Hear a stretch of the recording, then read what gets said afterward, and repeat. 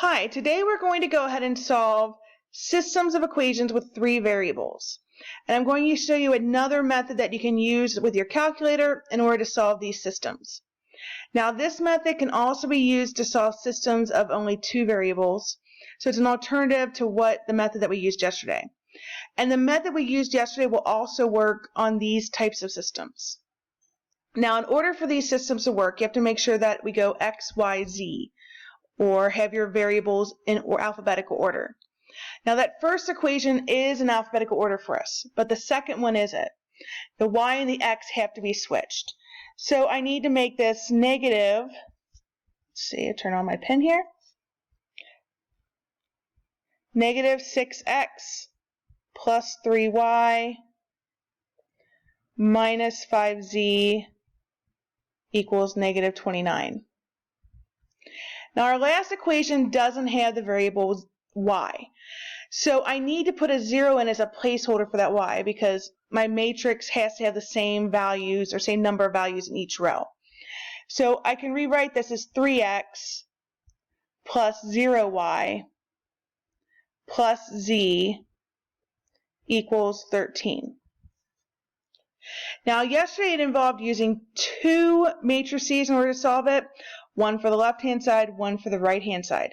Today we're going to only have one matrix. And we're going to put the left-hand side and right-hand side together inside the matrix. So to do that, we're going to just have our coefficients and our constant. We're not going to put the x, y, and z in.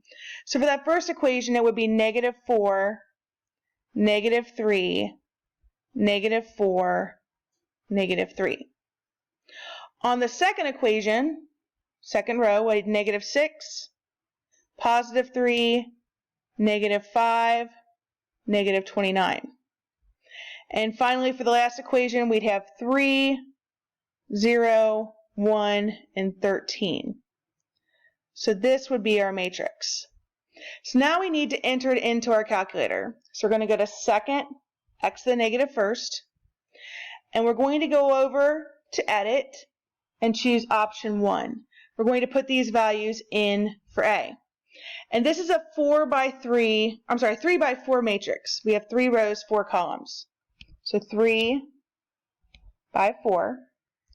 And we're going to enter these numbers in. So we have negative 4, negative 3, negative 4, negative 3. Get to fix that negative 3 there. Okay, then we'll have negative 6,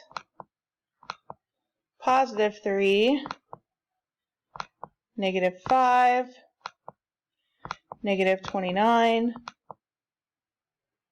And then for our last row, we'll have 3, 0, 1, and 13. So our matrix is entered in. So we're going to press second quit to get out of that screen.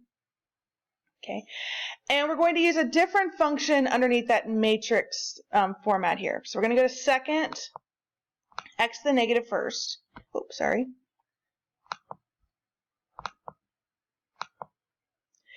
We're going to use the math menu. And we need to go down to option B, which we might be able to get to faster if you actually go up. And we're going to choose option B, R reference. And press enter. And we're going to be referencing matrix A here. So I need to go back in there, second, x to the negative first, and I'm going to choose option 1 for A.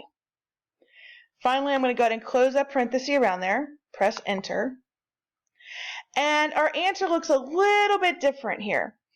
If you look at that last column, the 5, the negative 3, and the negative 2, those are our values for x, y, and z. Now, if you think about it, we put the x values in the first column, and notice there's that 1 there. So that means x is equal to 5. The y's were in the second column, and there's a 1 in the middle of our chart there. So y is going to equal negative 3.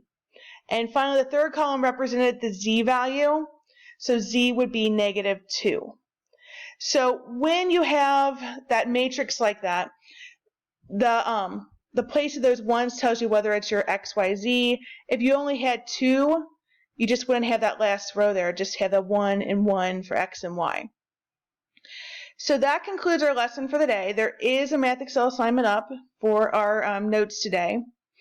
And if you have questions, feel free to email me, leave me a comment on Google Classroom. You can stop in for office hours. I'll be sending out a code for a Google Meet or a Zoom session so we can discuss things if needed.